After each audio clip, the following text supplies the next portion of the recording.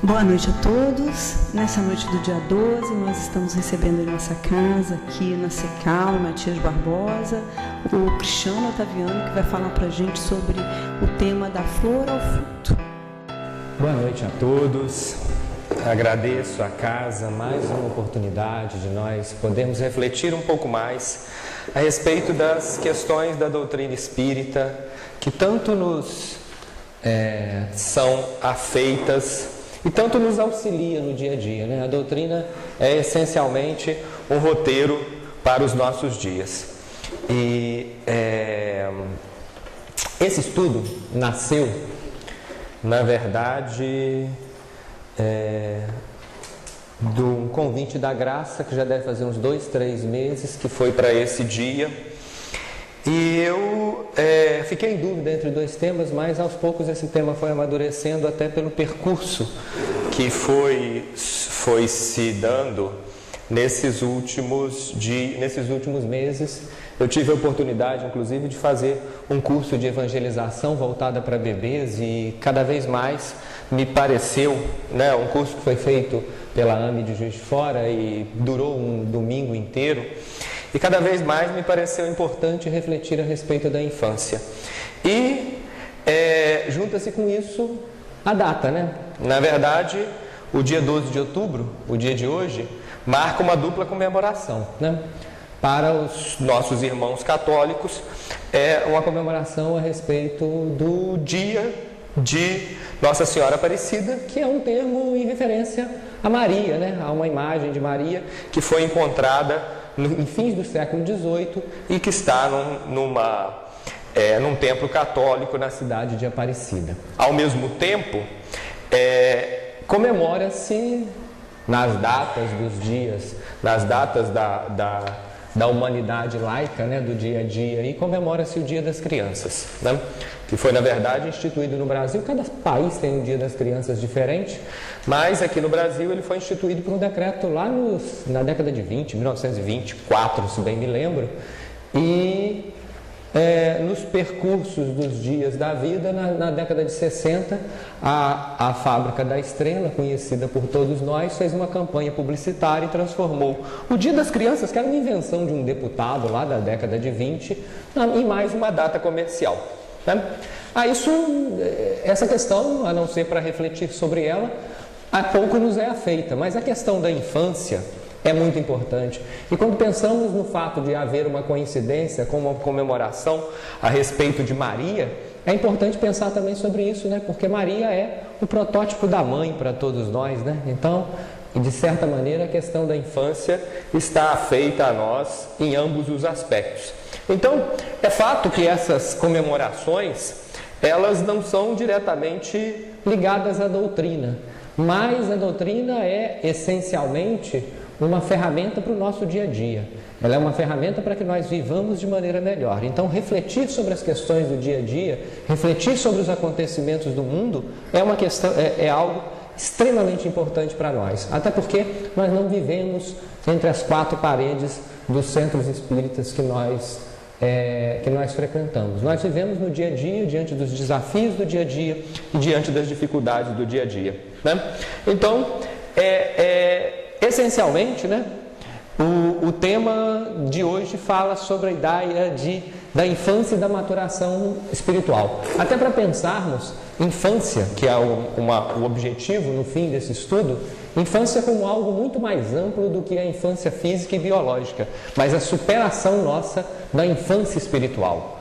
O processo pelo qual nós possamos superar a infância, superar esse momento de fragilidade nosso espiritual, e é uma infância que dura milênios para nós, e possamos, além da infância biológica, além da vida adulta biológica, chegar à vida adulta espiritual, que é um grande desafio para todos nós. Chegarmos à responsabilidade, à corresponsabilidade com a criação, a que Jesus nos chamou quando disse: vós sois deuses. Quando ele disse que nós podemos fazer o que ele fez e muito mais, ele está dizendo: assumam vossa responsabilidade diante da vida. Essencialmente, é disso que o Cristo fala, né? Mas, na nossa reflexão de hoje, eu vou tentar nos nos estudos, eu vou tentar citar o Livro dos Espíritos, as reflexões que o Livro dos Espíritos traz a respeito da infância, que são reflexões importantíssimas, reflexões essenciais. O Livro dos Espíritos tem um subcapítulo que fala só sobre infância, mas há uma série de perguntas durante todo o Livro dos Espíritos que falam sobre a questão. Então é importante nós pensarmos por que o Livro do Espírito fala tanto sobre isso. Há também as reflexões no Evangelho, né? Eu trouxe aqui um exemplar do Evangelho segundo o Espiritismo, mas a gente pode pegar o texto direto dos Evangelhos que nós vamos encontrar várias reflexões. E eu trouxe também, para tentarmos exemplificar essas questões que estão no Livro dos Espíritos e no Evangelho, uma passagem deste livro, Libertação, que é um dos livros de André Luiz, que, na minha opinião, é talvez o melhor capítulo de toda a obra de André Luiz, essa que eu vou citar, porque eu sempre que releio esse capítulo, eu acho ele de uma beleza fantástica. E olhe que a obra de André Luiz é cheia de capítulos e de passagens belíssimas. Bom, então, quando a gente pensa no Livro dos Espíritos, a gente chega ao ponto inicial dessa reflexão, que é a questão 383. Esta questão ela pontua a função da infância. Em outra questão anterior, né, essa questão pergunta, Kardec se volta à espiritualidade, pergunta qual é para o espírito a utilidade de passar pela infância. Para que nós passamos pela infância? E a espiritualidade responde: encarnando com o objetivo de se aperfeiçoar, o espírito durante este período é mais acessível às impressões que recebe, capazes de lhe auxiliarem o adiantamento, para o que devem contribuir os incumbidos de educá-lo. É interessante que essa questão, ela dialoga com uma série de outras questões, e há uma outra questão em que a espiritualidade, Kardec pergunta à espiritualidade sobre a duração da infância em diferentes orbes, e a espiritualidade responde trazendo a informação de que em grupos, em planetas mais avançados, a duração da infância pode ser muito menor, porque a necessidade da passagem por esse período é menor.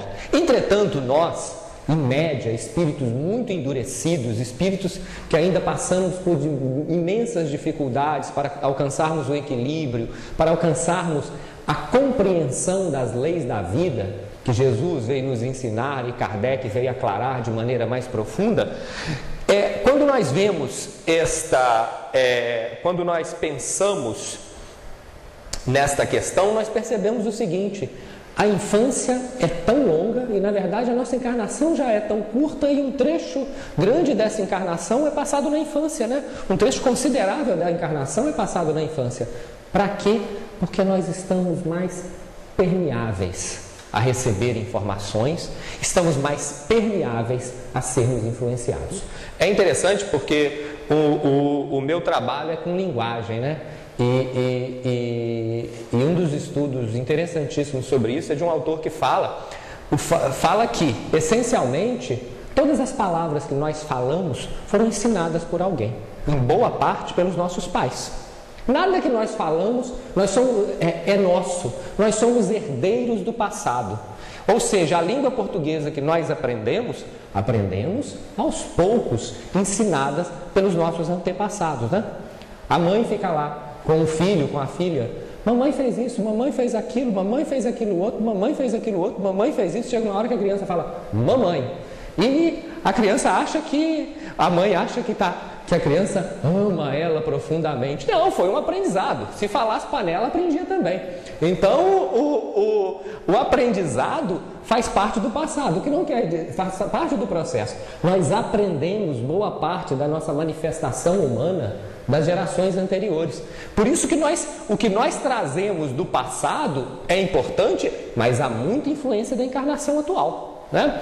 As lendas de Mowgli e de Tarzan não são totalmente desprovidas de razão. Houve na história crianças que foram encontradas que cresceram entre lobos, principalmente lá no início do século passado. Isso era muito comum. Cresceram entre cães, cresceram entre macacos e absorveram os hábitos deles. Então, muito de nós vem das outras gerações. nós recebemos da geração anterior muito do que nós conhecemos desse momento. Então, vejam a importância da influência da infância, né? Eu, como professor, acho que uma das coisas essenciais para a gente produzir um país melhor é a valorização dos professores e das professoras que dão aula para a primeira infância, porque o papel deles é importantíssimo na vida dessas pessoas. E o fato de nós vivermos num país que desvaloriza tanto esses professores mostra o quanto nós ainda temos a caminhar. O quanto nós temos a caminhar, porque esse momento é essencial para a formação do caráter. E os professores, a sociedade em volta, são coadjuvantes na função dos pais de educar. Por isso que os espíritos não falam diretamente de pais nessa pergunta, eles terminam citando os imbuídos de educá-lo, ou seja, incumbidos de educá-lo. Todos nós somos coparticipantes da educação da próxima geração. E, de certa maneira, nós somos também responsáveis para auxiliar o processo de evolução. A maior função de uma geração no planeta Terra é fazer com que a próxima seja melhor. Porque, na média, pela lei da evolução, nossos filhos, as crianças que estão nascendo, em média, são minimamente mais evoluídos do que nós, porque o planeta está evoluindo e os espíritos que estão encarnando estão produzindo um processo de evolução. Casos específicos oscilam, mas em lei geral, a lei da evolução vale para o planeta todo. Então, os espíritos estão evoluindo. Agora, é importante, portanto, aproveitar a restrição momentânea para educar. Essa que é a questão que a espiritualidade cita e que continua na questão posterior, né? A questão 582, olhem só, pode-se considerar como missão a paternidade? E os espíritos respondem, é sem contestação possível uma verdadeira missão. É ao mesmo tempo um grandíssimo dever e que envolve mais do que o pensa o homem, a sua responsabilidade quanto ao futuro. Deus colocou o filho sob a tutela dos pais, a fim de que estes o dirijam pela senda do bem, e lhes facilitou a tarefa, dando àquele uma organização débil e delicada, que o torna propício a todas as impressões. Observem que a espiritualidade define a paternidade e a maternidade como missões. Muitos há, no entanto, que mais cuidam de aprumar as árvores do seu jardim e de fazê-las dar bons frutos em abundância do que formar o caráter do seu filho. Muitas vezes nós utilizamos nosso tempo em questões secundárias e deixamos as questões primordiais de lado. Se este vier a sucumbir por culpa deles, suportarão os desgostos resultantes dessa queda e partilharão dos sofrimentos do filho na vida futura, por não terem feito o que lhes estava ao alcance para que ele avançasse na estrada do bem. Ou seja, somos responsáveis pelas próximas gerações e a espiritualidade define a paternidade e a maternidade, pensando nessa data em que se comemoram as crianças, como uma missão. Ou seja, qualquer um que se torna pai ou mãe se torna um missionário da espiritualidade na Terra, na medida que tem essa responsabilidade direta. Ou seja, estamos diante da necessidade de formar o caráter das próximas gerações. E não dá para passar para frente, né? Muitas das vezes as pessoas, e nós temos a ideia de que possamos dar à escola, ainda que ela tenha uma função coadjuvante, a função de educar os filhos. E imaginem um pobre professor com 40, eu que sou vou dar na mão de um que se divide por 40 crianças a função de educar. Não é razoável. É óbvio que a escola tem uma função educadora importante, secundária. Ela é a sociedade falando àquela criança, mas ela não pode ter a função primordial, porque ela nunca suportará essa função. Ela dará parâmetros sobre a sociedade em que vivemos, né? Então, observemos como o Livro dos Espíritos deixa essa questão num ponto central. E a espiritualidade é tão justa que ela dá uma resposta a uma outra questão, que é a segunda menor do Livro dos Espíritos todo, né? Que a menor resposta que a espiritualidade dá no Livro dos Espíritos é quando Kardec pergunta qual seria entre os espíritos que encarnaram na Terra um modelo para nós seguirmos. E os espíritos respondem: Jesus.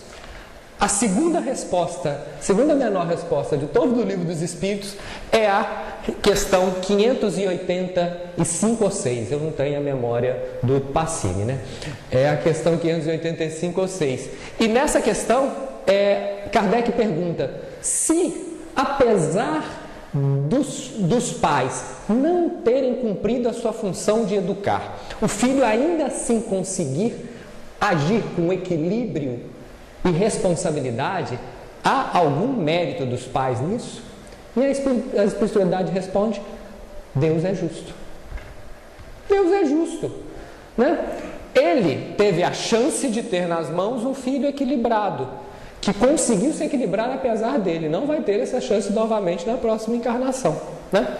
Dá-se boas sementes para quem merece cultivá-las. Então a gente tem que pensar muito na responsabilidade que nós temos a respeito disso. Então, mas isso não vem só da doutrina espírita diretamente, né? O próprio Cristo já deu uma série de lições a respeito disso. E no Evangelho o Cristo fala de maneira muito clara: deixai vir a mim as criancinhas e não as impeçais, né? Em algumas traduções do Evangelho está: deixai vir a mim os pequeninos, as criancinhas, mas a questão essencial da mensagem está aí. É interessante que é uma passagem em que os apóstolos estão tentando segurar crianças que querem se aproximar do Cristo, e ele diz: não, deixa chegar, deixem que elas cheguem, deixem, porque eu quero falar a elas. Há nessa atitude do Cristo uma imagem muito importante sobre as nossas responsabilidades com as próximas gerações.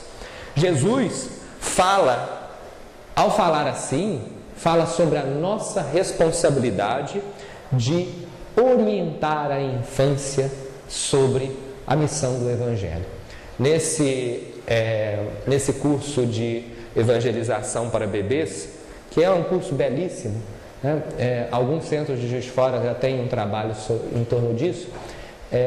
Ele vem de uma constatação, que muitas das vezes pais e mães, quando têm bebês, têm uma dificuldade imensa de frequentar as casas espíritas, porque a criança exige muito. Você tem uma dificuldade de ficar no ambiente ali com a criança durante uma palestra, e ao mesmo tempo é o momento, se a infância é um momento em que a criança tem maior abertura, quanto mais no início da infância, a abertura é maior. Quanto mais no início da infância, a abertura é maior. Então é interessante que o curso, ele não é feito uma evangelização para os pais largarem a criança lá e assistir palestra, né? O objetivo é que pais fiquem durante o curso, porque é uma evangelização daquele núcleo familiar, para que lá na frente os pais tenham consciência sobre a função da paternidade e da maternidade e possam no dia a dia trabalhar isso. Porque observem o seguinte: as informações que nós recebemos na primeira infância são aquelas que mais profundamente nos influenciam. Então, a evangelização é algo essencial, né? O Pacini costuma falar nas palestras dele, né? O Pacini é um apaixonado pela evangelização. Ele costuma falar nas palestras dele que ele está falando para distrair os pais enquanto as crianças estão na evangelização, porque a função, o objetivo é a evangelização, não a palestra. Nossas transformações são muito mais difíceis do que a transformação na infância. Então, é importantíssimo pensar nisso. E o próprio Pacini, na abertura desse evento, ele dizia que não passou pela evangelização e esteve à beira de diversos abismos exatamente por causa disso. Então nós temos que pensar na nossa responsabilidade com a infância e na nossa responsabilidade com os espíritos que estão vindo aí. Não nos esqueçamos que eles serão nossos pais e nossas mães na próxima encarnação. Então é preciso pensar nisso. Nós colheremos o que plantamos. Bom, aí o Cristo fala sobre isso e fala sobre a questão da infância de maneira muito direta. Mas há um outro trecho em que ele fala a respeito do assunto que é a parábola do semeador. É interessante porque a palavra não fala diretamente sobre isso. Ela fala sobre a ideia de um semeador que sai ao campo a semear, e ela faz um paralelo com a mensagem da Boa Nova que chega até nós. E nós, como solos diferentes que recebemos a mensagem da Boa Nova. Mas observemos o seguinte: nós, em todo momento que estamos trabalhando na educação, estamos semeando. E a função da paternidade e da maternidade é uma função de semeadura. Então, se nós imaginarmos e fizermos um paralelo desse semeador conosco que somos espíritos, que estamos responsáveis, né? Eu ainda não tive a chance de ser pai, né, ou nessa encarnação, mas certamente fui pai ou mãe em outras. Então é uma responsabilidade que nós, se não temos hoje, já teremos e já tivemos. É preciso pensar nessa responsabilidade e na responsabilidade difusa que o Livro dos Espíritos cita a respeito da responsabilidade de toda uma geração em relação às crianças dela. O trecho inicial da parábola do semeador diz: eis que o semeador saiu a semear, e quando semeava, uma parte da semente caiu ao pé do caminho, e vieram aves e comeram-na, e outra parte caiu em pedregais, onde não havia terra bastante, e logo nasceu, porque não tinha terra funda. Mas, vindo o sol, queimou-se e secou-se, porque não tinha raiz. E outra caiu entre espinhos, e os espinhos cresceram e sufocaram-no. E outra caiu em boa terra, e deu fruto, um a 100, outro a 60 e outro a 30. Quem tem ouvidos para ouvir, ouça. E o Cristo segue nessa parábola, inclusive falando uma série de coisas, falando sobre nós como crianças, porque logo depois da parábola do semeador, que o Cristo explica por que fala através de parábolas, por que ele utiliza parábolas. E ele diz: eu estou falando com crianças. Ele fala aos apóstolos: eu estou falando com crianças, e com crianças eu tenho que falar por imagens. Por isso que ele fala de semeadura, ele fala da vida do campo, ele fala de pescadores, ele usa imagens, né? Na matemática, a parábola é uma curva, né?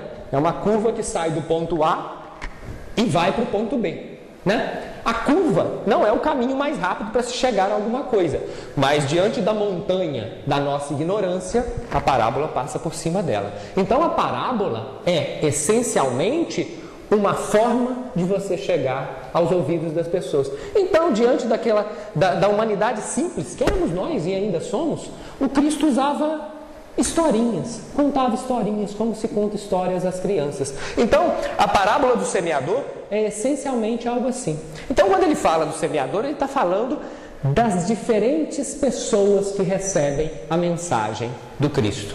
E nós, quando estamos na função de educar ao próximo, né, indiretamente a minha percepção como professor tem que ser a mesma. Eu tenho que entender o solo onde eu estou semeando. Então, a função dos pais também é essa. Então, perceber que há sementes que caem ao pé do caminho. Tudo que nós produzimos se espalha além do objetivo central no meio do caminho. É saindo para semear, algumas sementes caíram por ali. Aquele solo não está voltado para ser semeado ou para receber aquela semente. A chance de frutificar é muito pequena.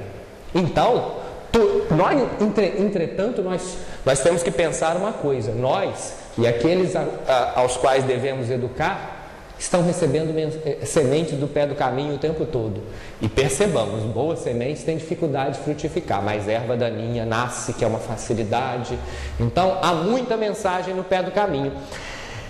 Agora, o ponto central da gente perceber e se olhar são esses dois outros terrenos.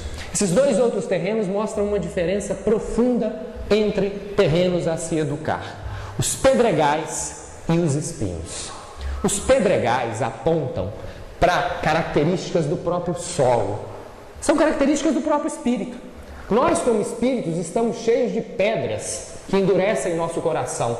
Nós não somos ainda terreno fofo, terreno farto, terreno adubado para ser plantado, não. Nós somos terrenos que precisamos da força do arado. Quantas vezes a gente melhorou foi no sofrimento. Quanto sofrimento de ontem nós olhamos hoje e falamos: meu Deus, que bom que eu passei por aquilo, que me fez melhor nisso, naquilo e naquilo outro. Quantas vezes nós precisamos da recuperação para estudar e para aprender. Então, o sofrimento é a recuperação. E a semente que cai nos pedregais não nasce. Logo, é função nossa, observando as outras gerações, perceber aquilo em que ela é falha. E outra coisa, olhando a nós mesmos, porque nós temos que olhar os pedregais em nós mesmos e retirá-los. Porque não há educação sem exemplo. Educação que só fala e não muda, cai no esquecimento. Então, os pedregais são as características intrínsecas. É o solo que precisa ser arado, que é muito duro. É o solo de onde nós precisamos tirar as pedras, tirar os elementos que estão ali, que estão dificultando a germinação de qualquer planta. Entretanto, há um outro aspecto que o Cristo fala, é sobre os espinhos. Onde nasce espinho, o solo não é ruim. O problema é que a semente errada germinou.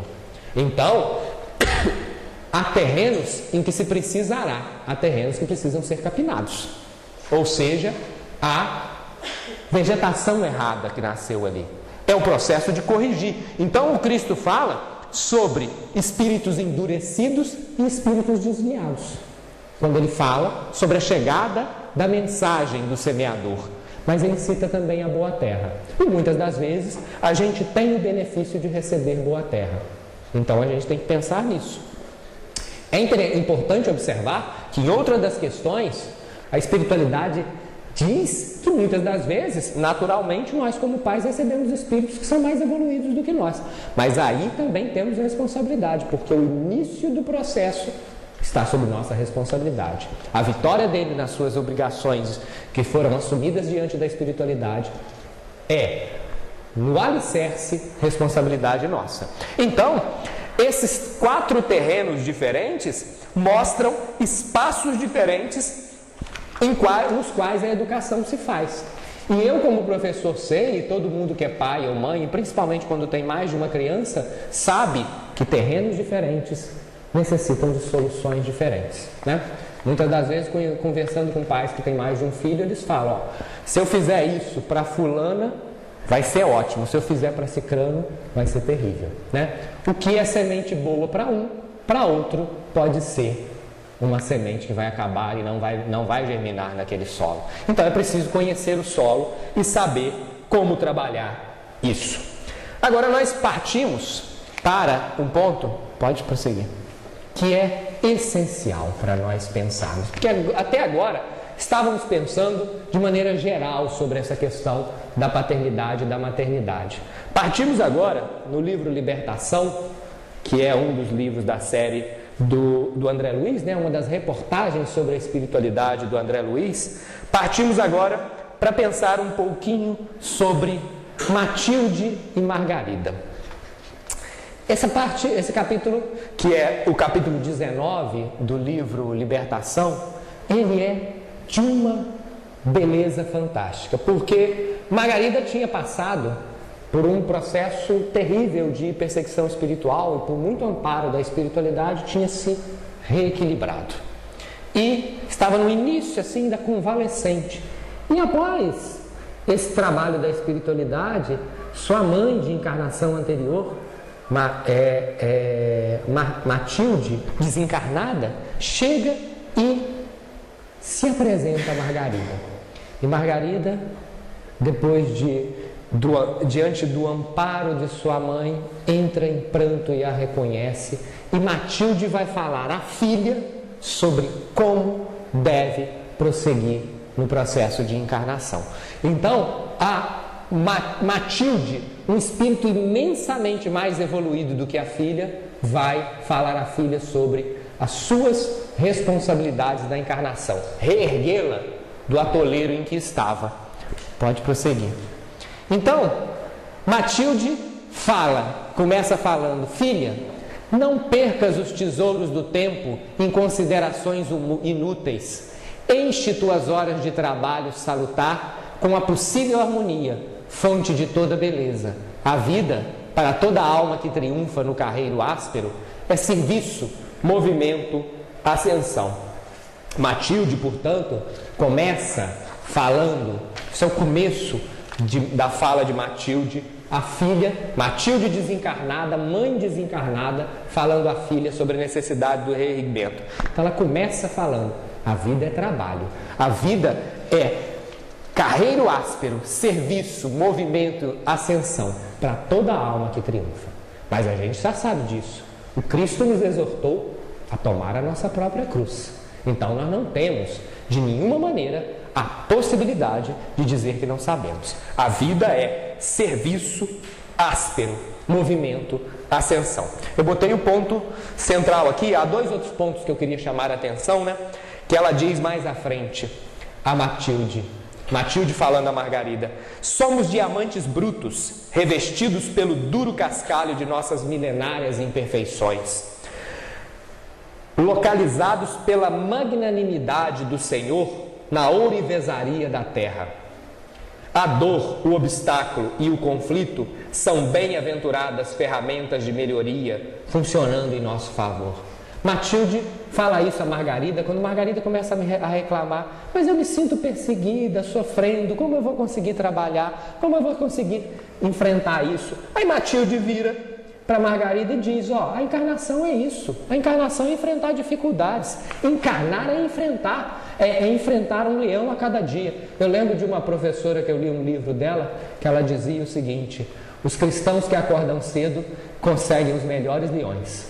Então, o livro dela fala, essa expressão é fantástica. Nós enfrentaremos leões, encarnar é viver diante da impermanência, nosso corpo vai acabar, a vida vai acabar, a vida material como nós conhecemos é pouco perene. E ela diz: olha, nós somos diamantes brutos, o ferro, o martelo do ourives é para nós uma vantagem. A dor, o obstáculo e o conflito são ferramentas de melhoria, ou seja, nós devemos encontrar as dificuldades e conhecer, perceber, elas estão aqui para nos fazerem melhores. Elas estão aqui para nos fazerem melhores, né? E aí, quando Matilde consegue fazer com que a filha perceba a obrigação da vida, Margarida pergunta: mas então o que eu faço?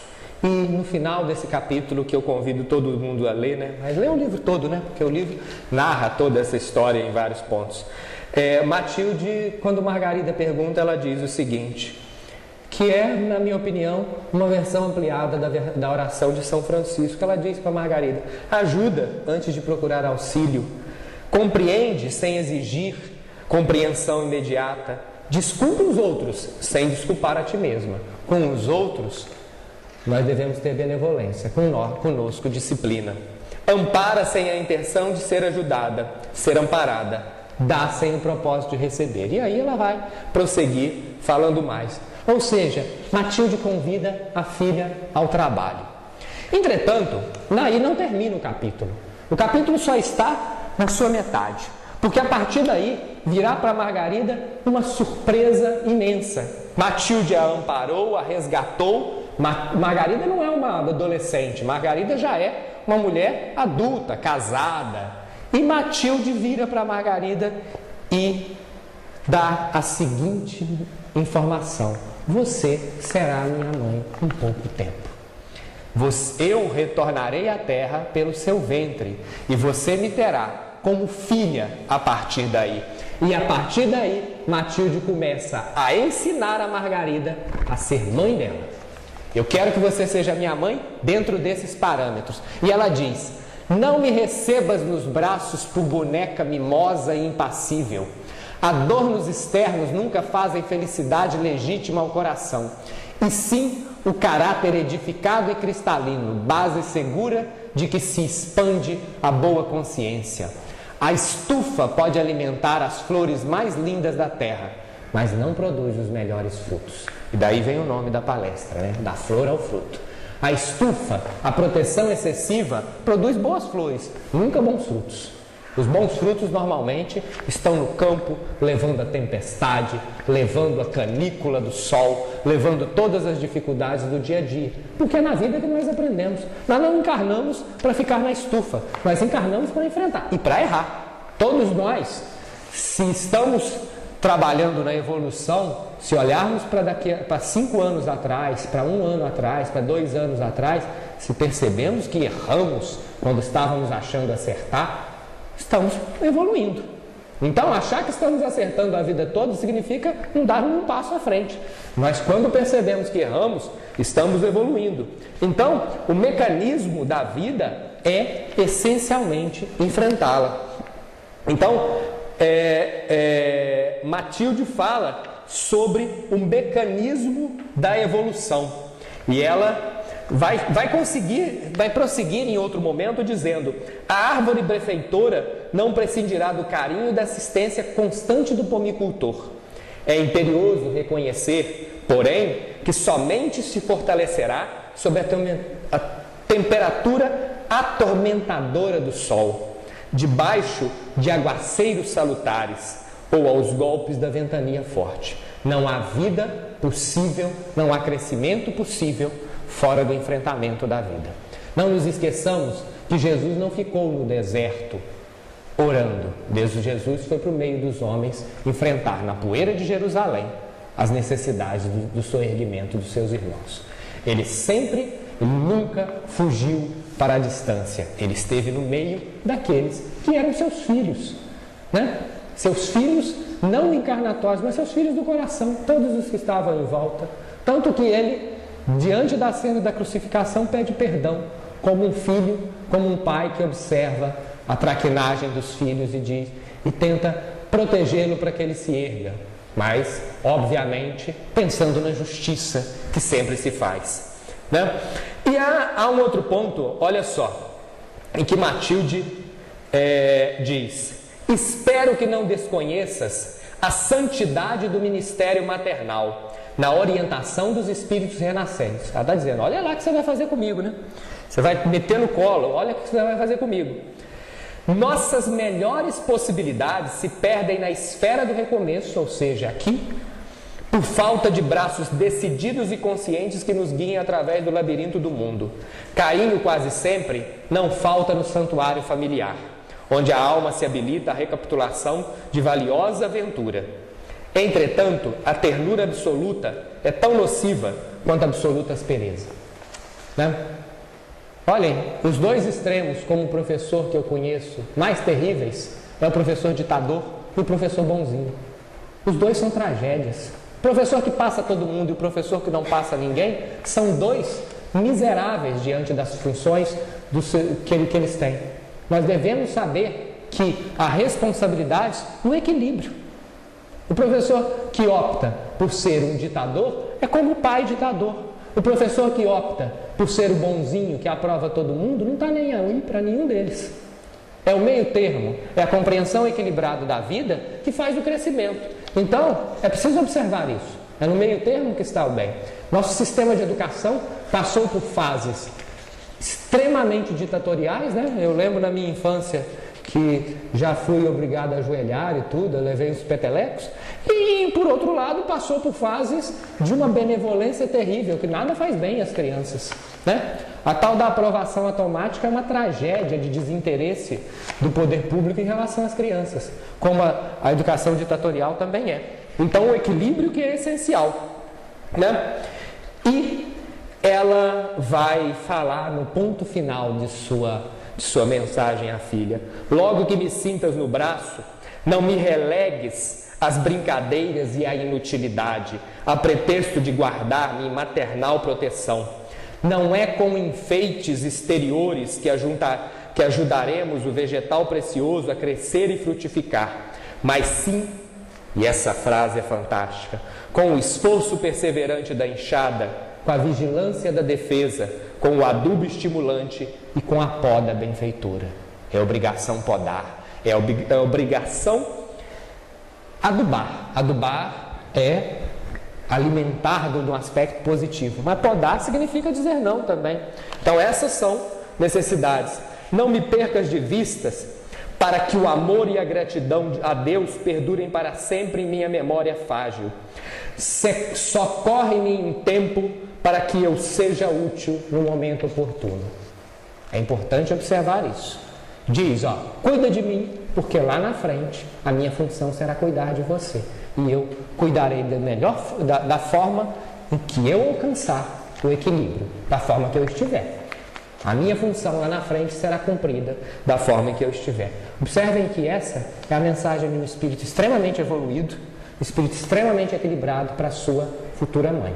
Então, observem os dois extremos dessa mensagem. E essa mensagem aponta uma lição de maternidade e uma lição da função dos filhos, né? Então, a função dos pais e a função dos filhos diante da vida. É uma mensagem belíssima e fala muito sobre essa questão do equilíbrio entre a adubagem e a poda benfeitora. Agora, é interessante porque fala-se sobre flor e fruto, né? Fala-se sobre a floração da vida, os aspectos da vida enquanto beleza, enquanto absorção da beleza e o fruto que alimenta. E é interessante, né? Nessa questão do belo e do bom, que me lembrei também do velho filósofo grego, né? Para muitos pai da filosofia, Platão, que dizia de maneira muito sábia que a beleza do mundo, como nós a conhecemos, em média, ela é pouco durável, né? Nossa beleza, nossa juventude vai se esvaindo, né? Nós vamos murchando conforme o tempo passa, né? A partir de 20 e poucos anos nós começamos a murchar, né? Como as flores murcham, né? Nós começamos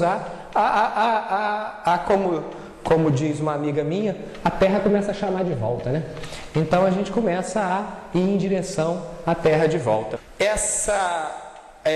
A perda da vida, da beleza, é algo natural. E agora, o Platão diz que a beleza perene, a beleza profunda, ela é, em essência, emanação do bem, ou seja, emanação de Deus.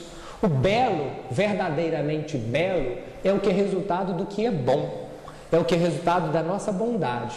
Então nós construiremos a beleza perene a partir do bem, a partir da bondade. E aí,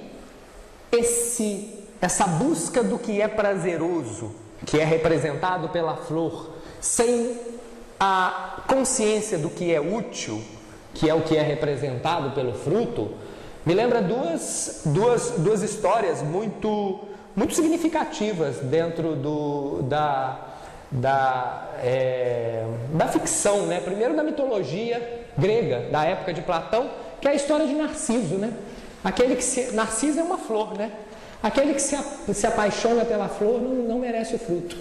Narciso se apaixona pela própria beleza e morre hipnotizado pelo belo, né? Quantas vezes as sereias da vida, a aparência da vida nos hipnotiza e nos tira das nossas responsabilidades. Estamos aqui para frutificar, não para florescer. A florada é um caminho, mas é uma parte do caminho. A fruta que é a função da vida. E lembro também de uma narrativa, aqui também da literatura, que é de um escritor conhecidíssimo da literatura inglesa, de fins do século XIX, início do século XX. Oscar Wilde escreveu uma obra fantástica chamada O Retrato de Dorian Gray. E Dorian Gray é um rapaz que tem o seu quadro pintado por um pintor famoso, e é um rapaz muito bonito, e um pintor e um amigo, né, um amigo, entre aspas, de Dorian Gray diz: você devia ter inveja desse quadro, porque você vai virar uma caricatura e o quadro vai continuar belo. E Dorian Gray pede, diz que venderia a alma para que aquele quadro envelhecesse no lugar dele. E nas mensagens da ficção, né, o quadro começa a envelhecer e Dorian Gray esconde o quadro. O quadro não só envelhece, começa a absorver a imagem de cinismo diante das misérias que ele causa. Na mão do quadro aparece o sangue do assassinato, porque Dorian Gray também assassina. Só que Dorian Gray continua belíssimo na aparência. Até que um belo dia, pela justiça divina, por um processo que não cabe aqui explicar, Dorian Gray vai ser restituída a verdade. E o quadro volta a ser belo e ele cai seco e morto, com todas as misérias estampadas no seu corpo físico e posteriormente no corpo espiritual. Esse quadro horrendo dentro do porão, muitas das vezes é a imagem das nossas falhas diante da vida. A gente tem a consciência disso, né? E há muitas consciências que nós devemos ter, né? A doutrina espírita fala, por exemplo, sobre a função de quem está aqui na tribuna. Não basta falar e florescer, é preciso frutificar, né? Um outro livro da série do André Luiz tem um capítulo fortíssimo sobre a função do orador espírita e oradores espíritas que erraram. Então, nós temos uma função imensa, mas cada um de nós tem essa função diante das próprias obrigações diante da vida.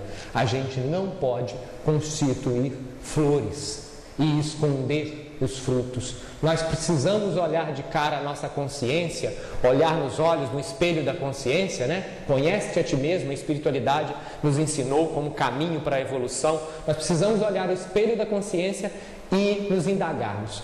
Estamos evoluindo de fato? Estou sendo hoje melhor do que ontem? Porque nós não podemos esconder um quadro, porque quando chegamos do lado de lá, o quadro rui e nós estamos diante daquilo que nós somos. Os sofrimentos pós-encarnatórios, que a espiritualidade descreve, são descritos pela espiritualidade normalmente como autoflagelação. O espírito plasma em torno de si as próprias culpas e as próprias responsabilidades. Nós erramos e erramos sempre diante da vida, mas o amanhã é nosso, né? Há uma fala de Chico Xavier que é fantástica, né? Que é: nós não podemos corrigir, de maneira geral, né? Nós não podemos fazer um novo recomeço, mas temos sempre a chance de fazer um novo fim. Então a gente precisa caminhar, a gente precisa cumprir nossas responsabilidades diante da espiritualidade. Porque a transição da flor e do fruto é a transição do homem velho para o homem novo. Então, transitar da flor para o fruto é uma responsabilidade, primeiro, nossa com nós mesmos. Nós precisamos frutificar diante da vida. Nós precisamos deixar de ser homem velho, de ser flor que murcha, que nasce e murcha, encarnação após encarnação, para frutificarmos para a vida. Nós precisamos deixar esse caminho da aparência. Pode passar, por favor. Pode ir. Nós precisamos deixar de ser o caminho do narciso, que quer só receber da vida, que só quer absorver, voltado egoisticamente para a própria imagem, sentindo-se Deus diante do mundo, diante da imensidão da criação, né? Nós aqui, ainda habitantes de um planeta que temos tanto a aprender, nós precisamos passar dessa fase narcísica e transitar para o homem novo, né? Nós precisamos saber perceber isso. Primeiro para nós e depois diante de todo aquele que está sob nossa responsabilidade. É uma responsabilidade de pais com os filhos, é uma responsabilidade minha com os meus alunos, é uma responsabilidade de todos nós. Pensarmos como vencer isso. E a primeira coisa a pensar e há duas outras parábolas do Cristo, das quais me lembro para fechar esse estudo e tentar construir uma reflexão final. Primeiro, a parábola do joio e do trigo. Todos nós, e aqueles sobre os quais estão sob nossa responsabilidade, recebemos sementes boas e sementes ruins, né? O joio e o trigo, né? Há um tempo eu li em algum lugar, já ouvi essa frase várias vezes, né? Que nós precisamos educar nossas crianças, que se nós não fizermos isso, a televisão faz.